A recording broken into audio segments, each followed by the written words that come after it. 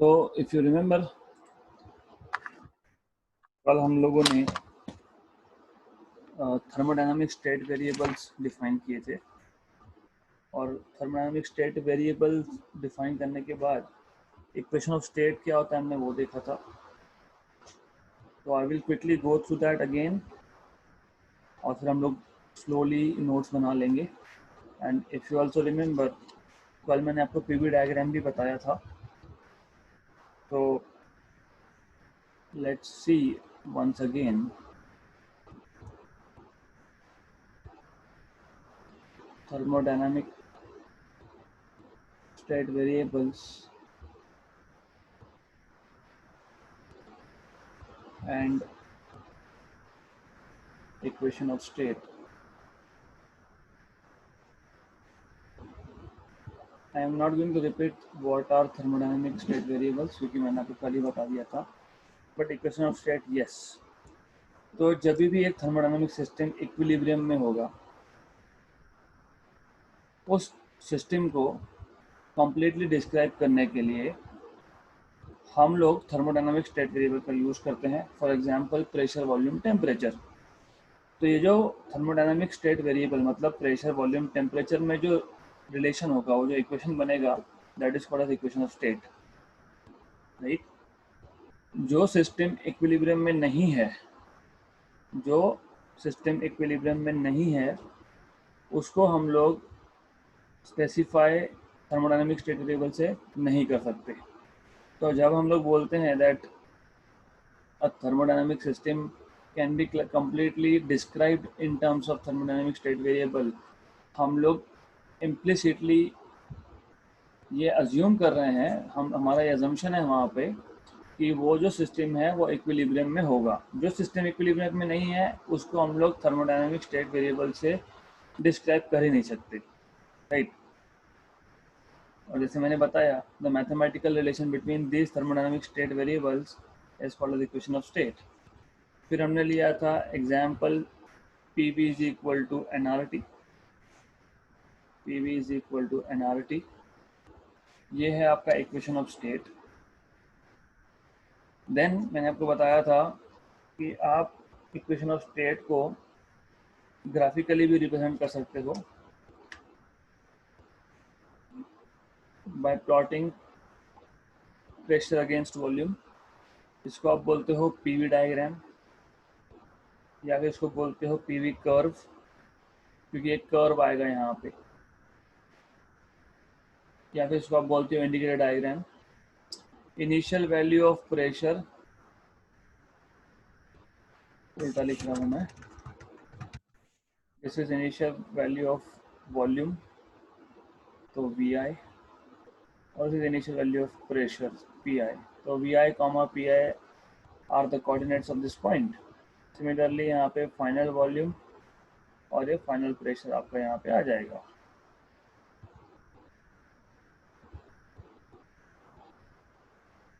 Right. तो जब हम लोग इक्वेशन ऑफ स्टेट को ग्राफिकली रिप्रेजेंट करते हैं, that graphical representation is called as PV diagram और इंडिकेटर डायग्राम और पीवी कर्व। फिर हम लोगों ने 3 अलग अलग केसेस लिए थे। मैंने आपको बोला था कि हमारे पास एक पिस्टन है, एक सिलेंडर है जिसमें गैस कन्फाइन किया गया है, fitted with a frictionless massless piston, movable piston है ऑफ कोर्स। तो गैस एक्सपैंड हो सकता है एट वेरिंग प्रेशर। पहला हमने ये लिया था, gas is expanding at varying pressure. तो जब गैस एक्सपैंड होता है मतलब final volume is greater than initial, final pressure is less than initial, क्योंकि वॉल्यूम और प्रेशर जो है वो इन्वर्सली प्रोपोर्शनल है from Boyle's law, you know that, right. हम लोगों को पता है बॉयल्स लॉ से कि अगर वॉल्यूम बढ़ेगा तो प्रेशर कम होना चाहिए। तो ये जो पहला डायग्राम मैंने ड्रॉ किया है, आप देखोगे कि वॉल्यूम बढ़ रहा है लेकिन प्रेशर जो है वो कम हो रहा है सिस्टम का, राइट। तो final volume is greater than initial और final pressure is less than initial. तो जब भी गैस एक्सपांड होता है मतलब फाइनल वॉल्यूम इनिशियल से ज़्यादा होता है, तो हम लोग बोलते हैं work is done by the gas, और work done by the gas is taken to be positive. अगर ये याद नहीं हो तो ये तो याद होगा कि वर्क डन का इक्वेशन क्या था, integration dw initial volume to final volume, solve करने के बाद dw था pdv initial volume to final volume, फिर ये सॉल्व करने के बाद आता है pressure final volume minus initial volume. अब क्योंकि यहाँ पे फाइनल वॉल्यूम इनिशियल से बड़ा है तो Vf माइनस Vi जो है ये ग्रेटर देन जीरो है, और क्योंकि ये ग्रेटर देन जीरो है तो वर्क डन पॉजिटिव आएगा। तो हमने पहला ये देखा था, a gas confined in a cylinder with a movable frictionless massless piston can first it can the gas can expand at varying pressure.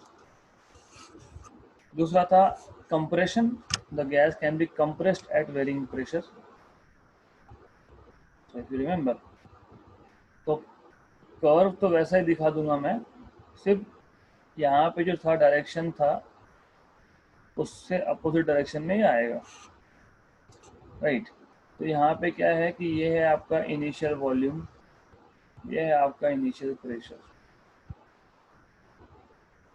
और जब गैस कंप्रेस हो रहा है मतलब वॉल्यूम कम होते जाएगा। तो देखो ये वॉल्यूम कम हो रहा है कर्व के साथ, और ये आ गया आपका फाइनल वॉल्यूम यहाँ पे, और ये आपका आ गया फाइनल प्रेशर। तो final volume is less than initial volume लिया था हमने, मतलब प्रेशर जो है फाइनल वो ग्रेटर देन इनिशियल है, मतलब वर्क डन नेगेटिव है। So work is done on the gas, क्योंकि कंप्रेशन हो रहा है, पिस्टन नीचे की तरफ मूव होगा यहाँ पे, मतलब गैस के ऊपर वर्क हो रहा है, गैस वर्क नहीं कर रहा है, इसलिए नेगेटिव। फिर हमने तीसरा एक केस लिया था, एक्सपांशन एट कांस्टेंट प्रेशर। तो हमारे पास बेसिकली इनिशियल वॉल्यूम है और इनिशियल प्रेशर है। अब गैस एक्सपैंड हो रहा है but without any change in pressure, तो वो आएगा आपका a line parallel to volume axis, this will be final volume. So in this case also final volume is greater than initial, but initial and final pressures are same, so work done is greater than zero again, right? तो जब भी expansion होगा तो work is done by the gas, और जब भी work is done by the gas है तो work is taken to be positive. This is what you have to understand. तो कल इतना मैंने लिया था, तो अभी हम लोग इसको अच्छे से नोट्स बनाते बनाते हम लोग लिख लेते हैं, राइट। तो we are talking about equation of state.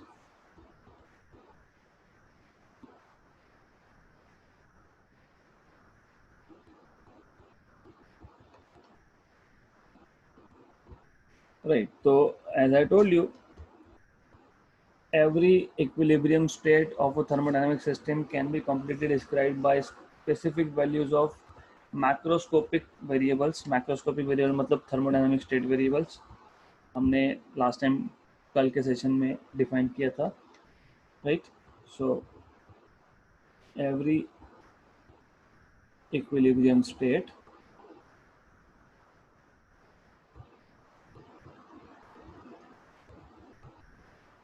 of a thermodynamic system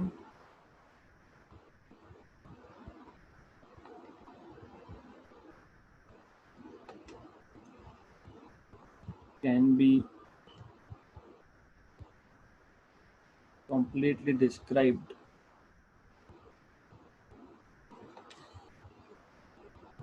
by specific values of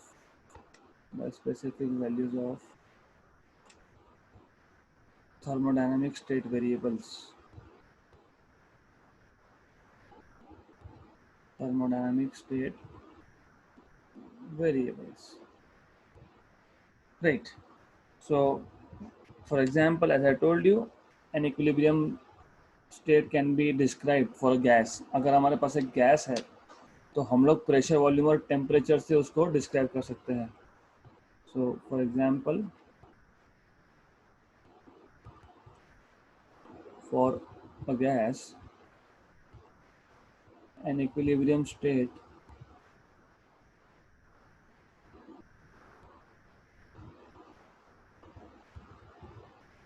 can be described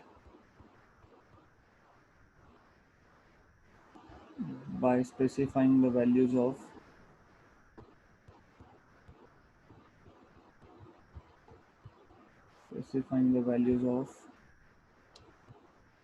pressure, volume and temperature. Pressure, volume and temperature. Then I have told you, मैंने आपको ये बताया था कि अगर system equilibrium में नहीं है तो उसको हम लोग स्टेट वेरिएबल से डिस्क्राइब नहीं कर सकते. So if a system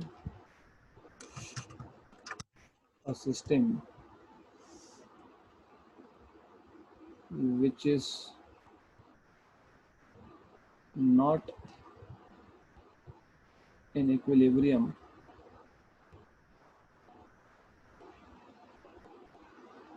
cannot be described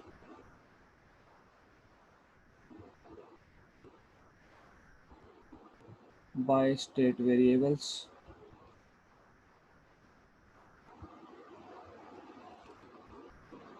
Okay, then as I told you, मतलब बेसिकली ये जो मैंने लास्ट पॉइंट लिखा है उसका मतलब ये भी होता है, hence an equilibrium state, वो अभी already said, thermodynamic state variables क्या करते हैं, वो सिर्फ इक्विलिब्रियम स्टेट को डिस्क्राइब करते हैं. hence state variables describe an equilibrium state only.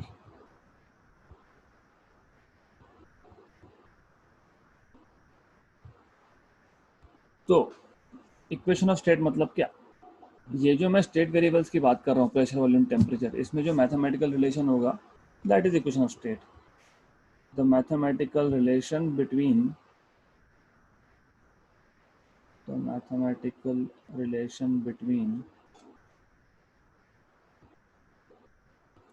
these state variables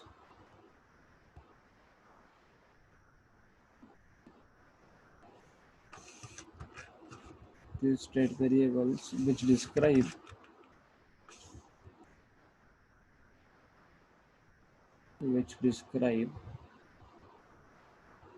equilibrium state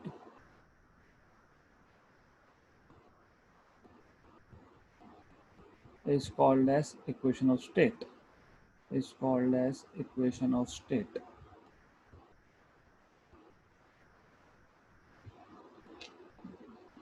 So for example, for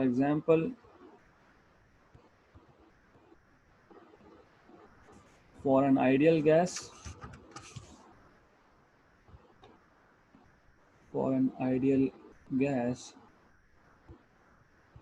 confined in a cylinder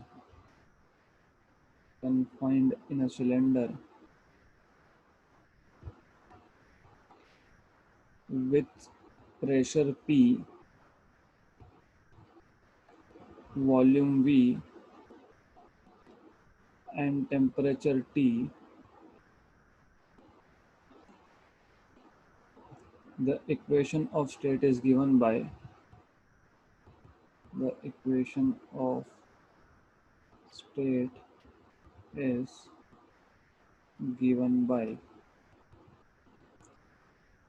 PV is equal to nRT. ये हमको ऑलरेडी पता है. तो इक्वेशन ऑफ स्टेट तक हमारा basic understanding clear होना चाहिए. There is nothing in it. सिर्फ थर्मोडायनेमिक स्टेट वेरिएबल जो है वो एक सिस्टम को, कौन से सिस्टम को, जो सिस्टम इक्विलिब्रियम में है उसको कम्प्लीटली डिस्क्राइब करने के लिए जो वेरिएबल्स हम लोग यूज़ करते हैं थर्मोडायनेमिक स्टेट वेरिएबल्स, उसमें जो रिलेशन होगा that is equation of state in short. Then we have to see what is PV diagram. तो मैं ऐसे बताया आपको कि हम लोग इक्वेशन ऑफ स्टेट को ग्राफिकली भी रिप्रेजेंट कर सकते हैं. और वो जो ग्राफिकल रिप्रेजेंटेशन है that is nothing but PV diagram. The graphical representation of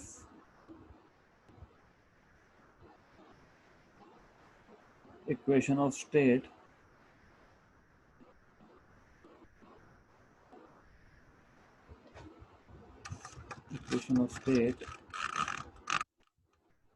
of a thermodynamic system.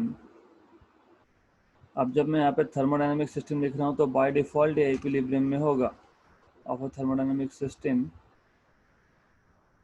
is called as PV diagram.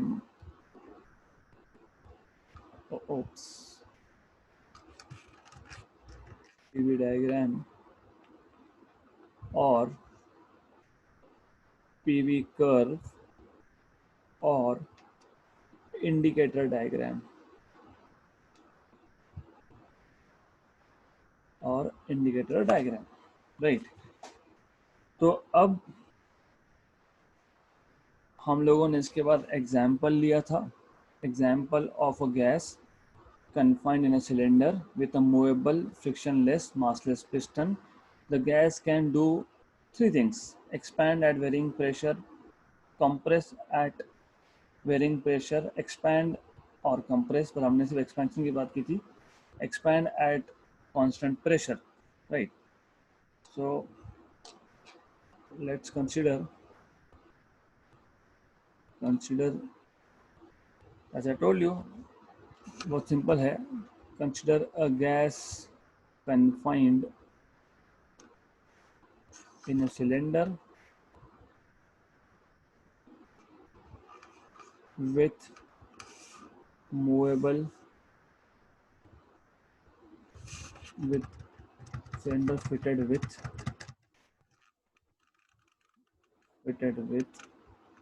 movable frictionless and massless piston.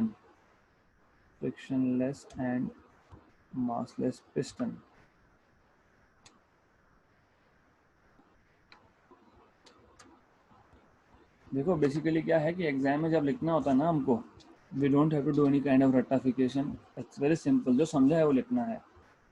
अब जैसे मैंने बताया कि ये गैस क्या कर सकता है. The gas can first expand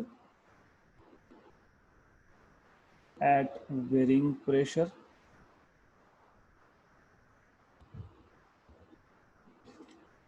second compress at varying pressure,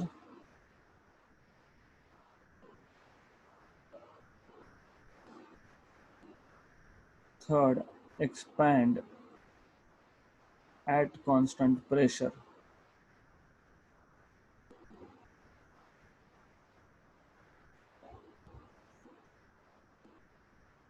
In all the three cases mentioned above,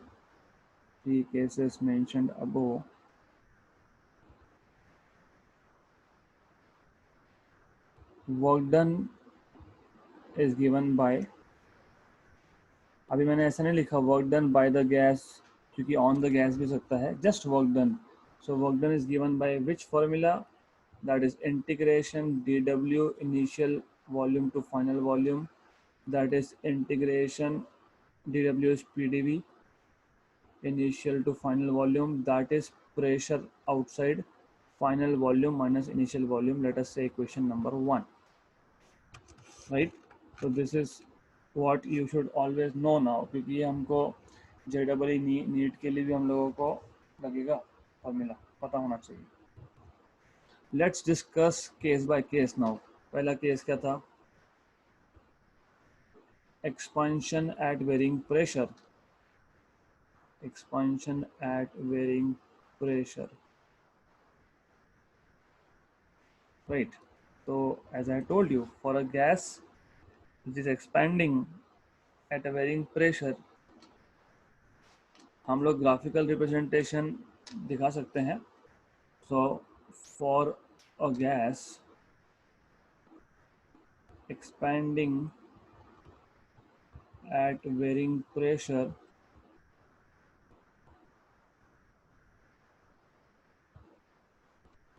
the graphical representation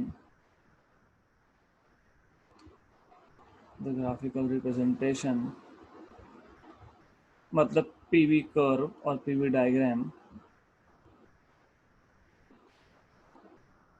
is shown in figure below.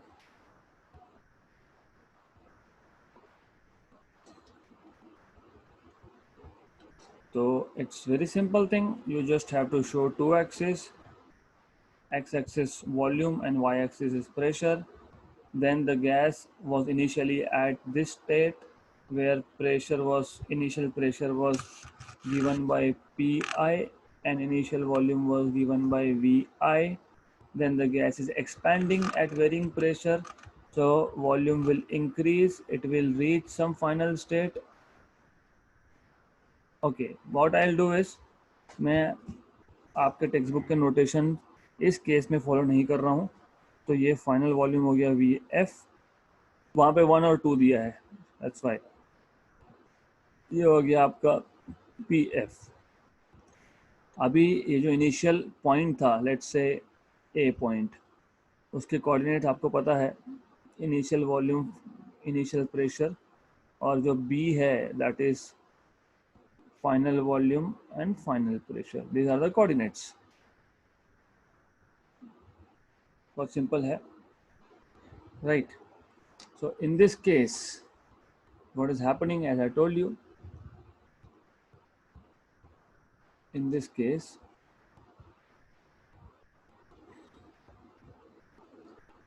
final volume Vf,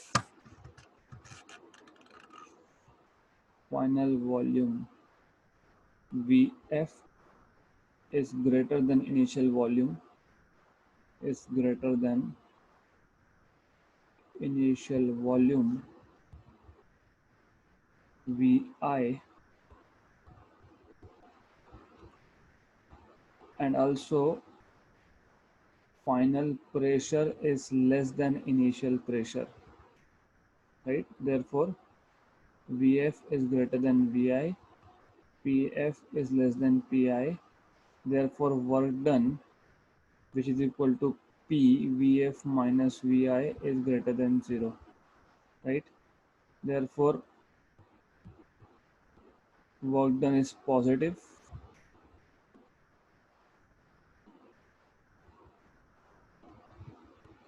which implies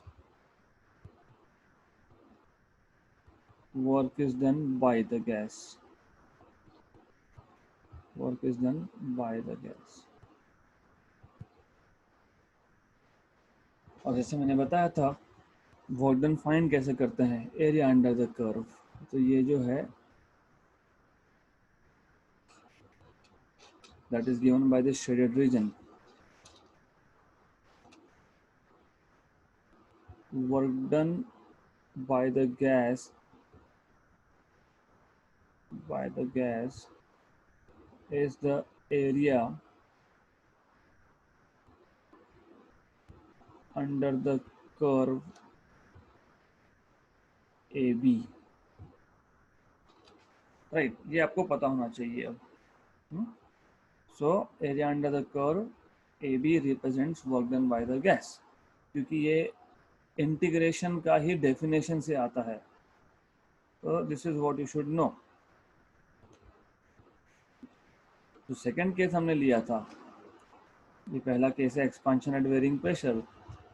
अच्छा, अभी expansion eight varying pressure में मैंने ये arrow दिखाना चाहिए, क्योंकि ए से B जा रहा है, वॉल्यूम बढ़ रहा है, प्रेशर कम हो रहा है. You always should show this arrow, नहीं तो उसका मतलब चेंज हो जाता है फिर, because we don't know otherwise कि क्या हो रहा है वहाँ पे. दूसरा केस क्या था, कंप्रेशन एट वेरिंग प्रेशर.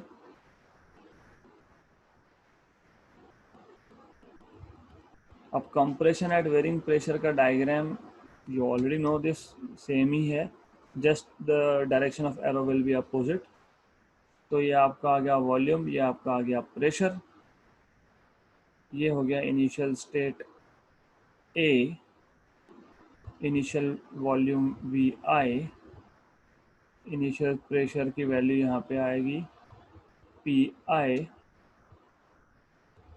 फिर हमारा गैस कंप्रेस हो रहा है, मतलब वॉल्यूम कम होगा, वॉल्यूम कम होगा तो प्रेशर बढ़ेगा, लाइक दिस। ये आ गया आपका फाइनल वॉल्यूम वी एफ, ये आ गया आपका फाइनल प्रेशर पी एफ, और एरो दिखाना ज़रूरी है, okay.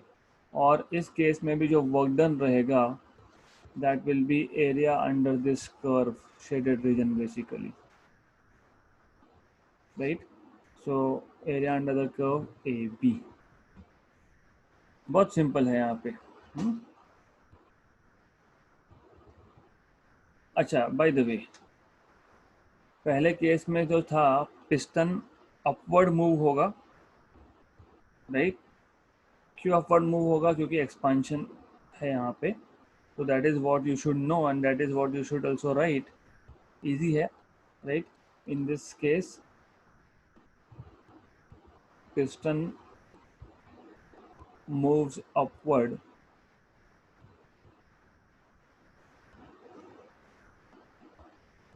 to allow expansion of gas, या फिर आप बोल सकते थे ऐसा यहाँ पे, since the work is done by the gas on the piston, hence the piston moves upward, ऐसा भी लिख सकते हो, the way you want it, right? In this case the piston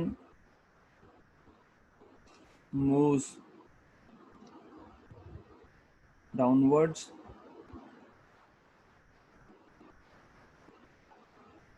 since the gas is, since there is compression, since there is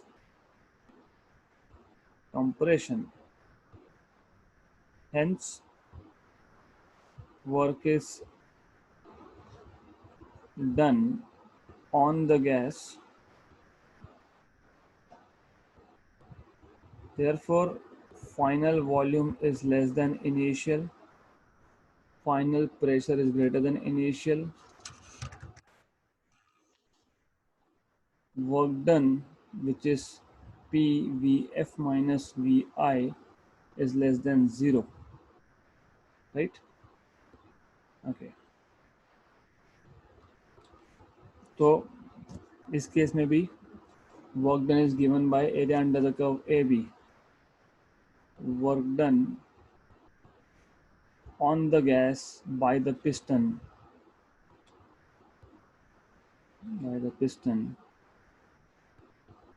is given by area under the curve AB, shaded region बोल देते हैं, shaded region as shown in diagram.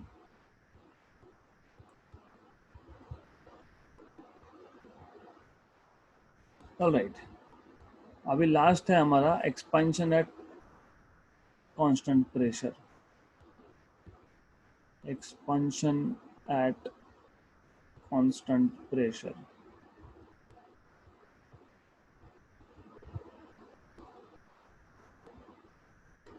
So the gas can also expand, the gas can also expand at constant pressure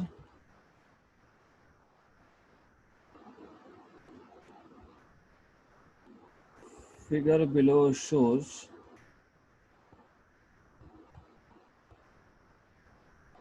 PV diagram for a gas expanding at constant pressure.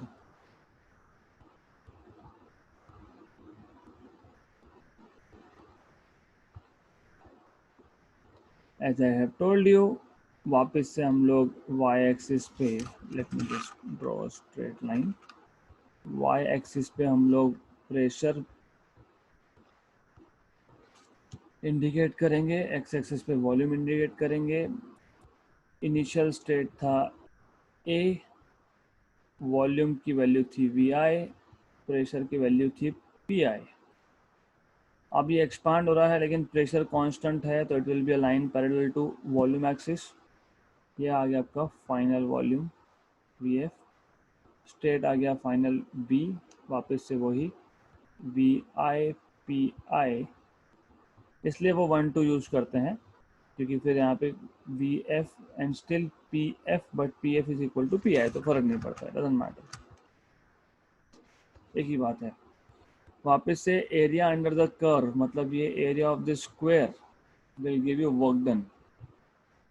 Okay, बहुत easy है। So you just have to write what you understood, what you have understood. So in this case, what we have understood is final volume is greater than initial volume, final pressure is equal to initial pressure, therefore work done is PVF minus VI, which implies this is greater than 0, right? Therefore work done is positive and can be calculated, or is positive and it is area under the curve AB, under the curve AB, right? Since the gas is expanding,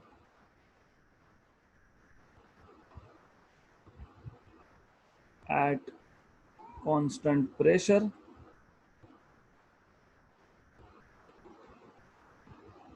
hence the curve is a straight line parallel to volume axis, parallel to volume axis, right? So this is all about what we have learned so far.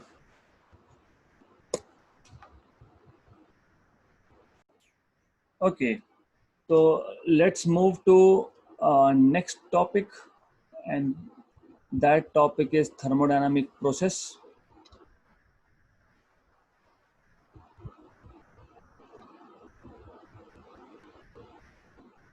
तो again thermodynamic process जो है, it is very simple thing.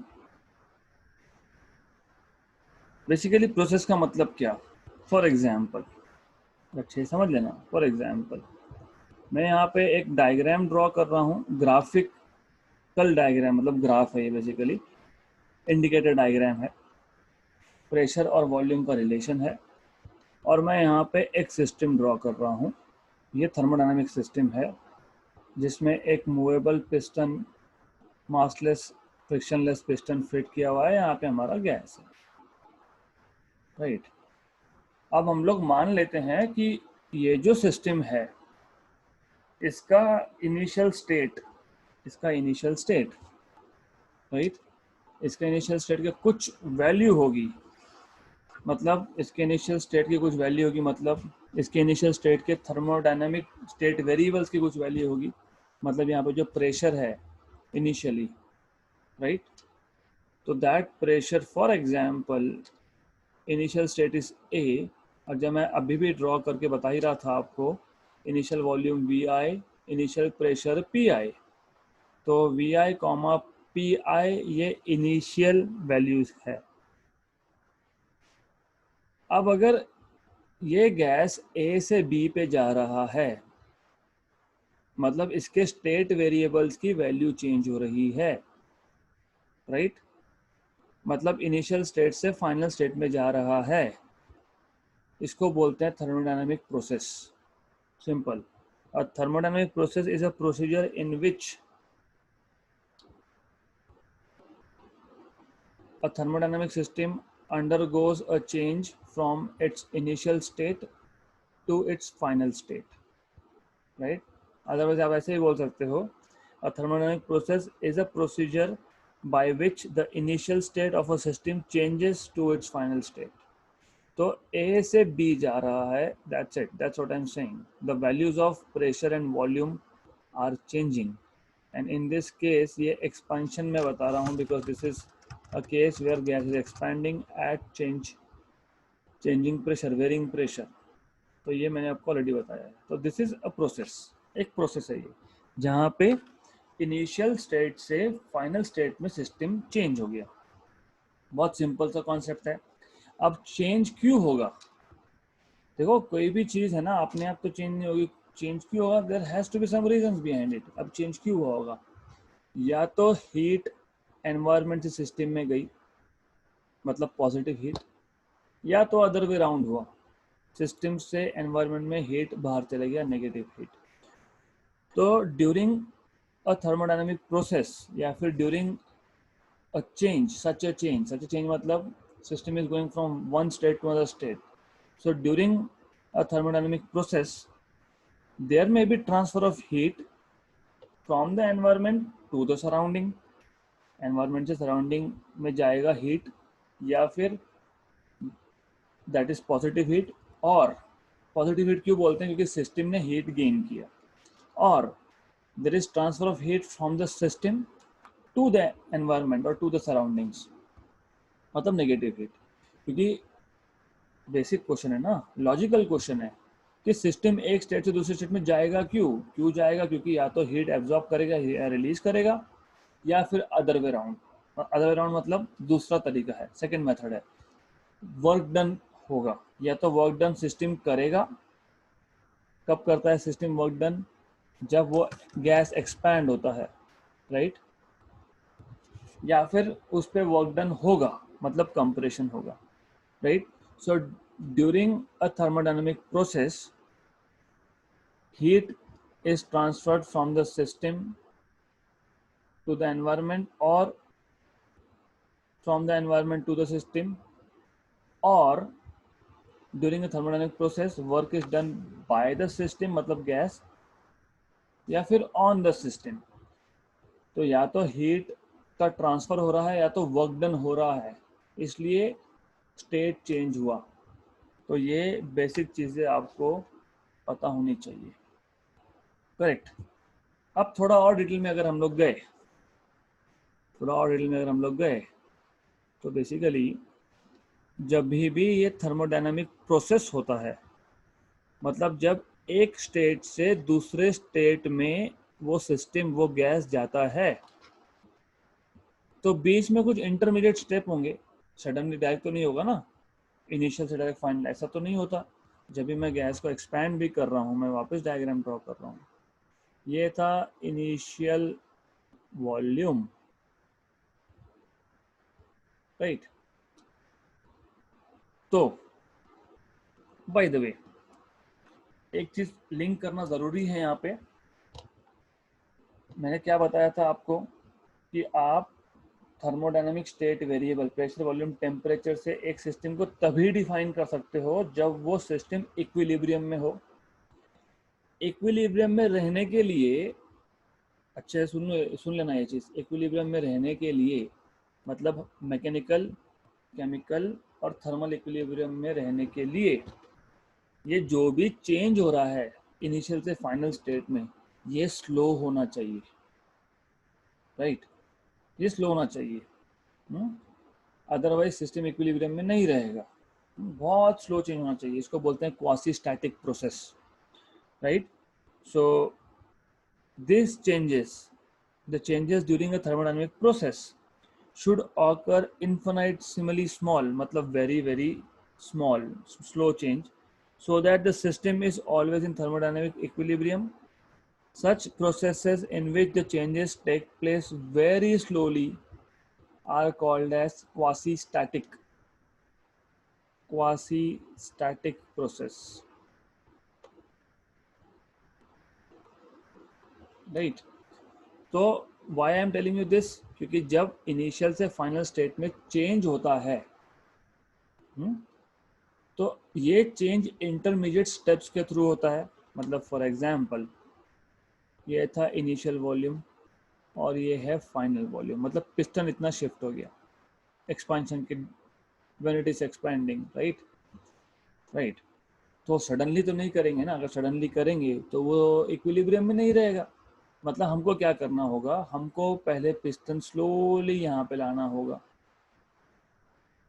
मैं expansion की, सिर्फ expansion का case ले रहा हूँ अभी। फिर उसके बाद यहाँ लाना होगा। तो हम लोग स्लोली स्लोली पिस्टन को मूव करेंगे, राइट। मतलब इनिशियल और फाइनल स्टेट के बीच में इंटरमीडिएट स्टेप है, राइट। तो उसके बाद यहाँ पे आया होगा, फिर यहाँ आया होगा, फिर यहाँ आया होगा। तो this are the small small steps that we are performing, okay. और फिर it becomes basically a curve. तो when a thermodynamic system changes from initial to final state, it passes through a series of intermediate states। ये series है intermediate state का, right. अब ये जो series जब आप प्लॉट करते हो पीवी डायग्राम पे, तो इसको हम लोग बोल देते हैं पाथ।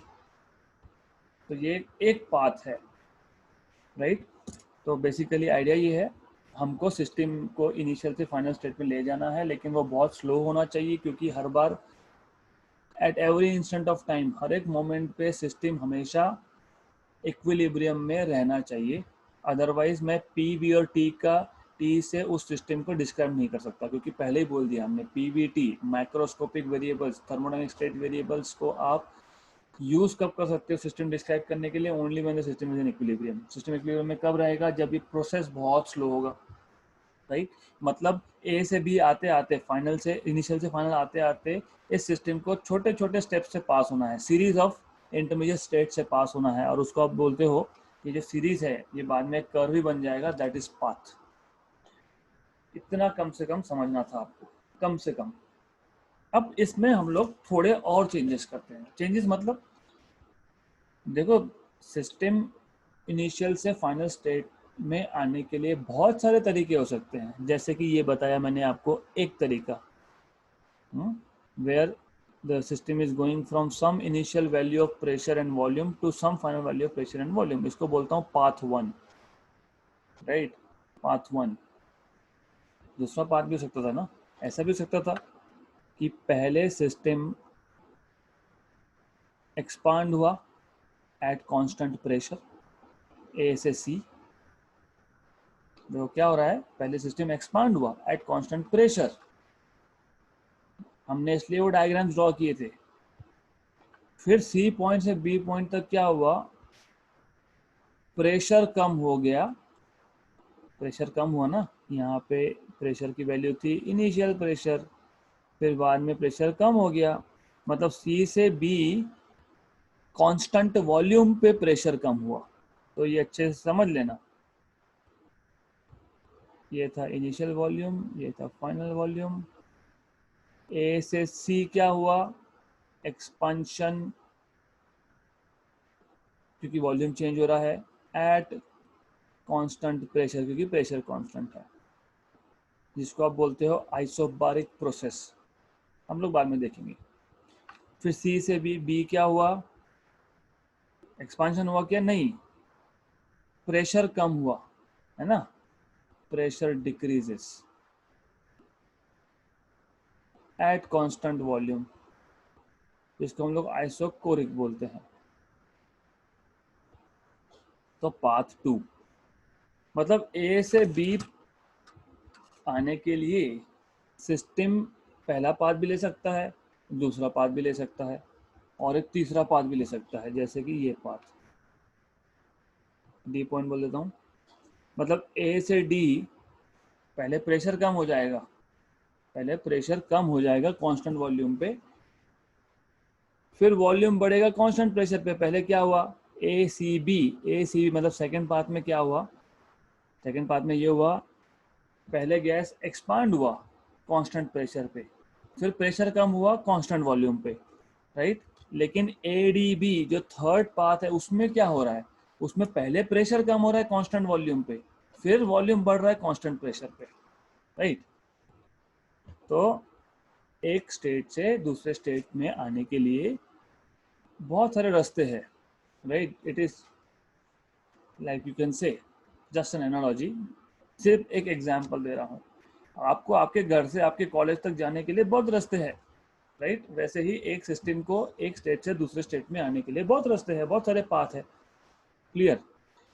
अब अगला क्वेश्चन ये अराइज होता है, ठीक है पाथ तो अलग अलग है, लेकिन initial values of pressure and volume and final values of pressure and volume for all the path is same. First path से आया तो भी इनिशियल और फाइनल वैल्यू सेम है, सेकंड से आया तो भी सेम है, थर्ड से आया तो भी सेम है. तो क्या वर्क डन भी सेम होगा फिर? That is a valid question. अगर मैं अलग अलग पाथ लेता हूं तो क्या वर्क डन सेम होगा? तो let's C work done same होगा कि नहीं होगा. तो क्या था, मैं पहले सिर्फ फर्स्ट पाथ की बात कर लेता हूँ. प्रेशर वॉल्यूम, ये था आपका first path. A initial state, B final state. और जैसे मैंने आपको बताया कि वर्क डन जो होता है एरिया अंडर द कर्व होता है. तो पहले केस में ये हो गया आपका work done, this shaded region. अभी दूसरा जो केस था हमारा, सेकेंड पार्ट जो था, उसमें क्या हुआ, ये इनिशियल ये final, A state initial B state final, ये सी स्टेप यहाँ था, तो ऐसा हुआ. अब इस केस में वर्क डन क्या आएगा? इस केस में work done area under the curve, मतलब ये पूरा का पूरा रीजन जो है शेडेड, ये एरिया अंडर द कर्व आएगा वर्क डन. अब लास्ट केस,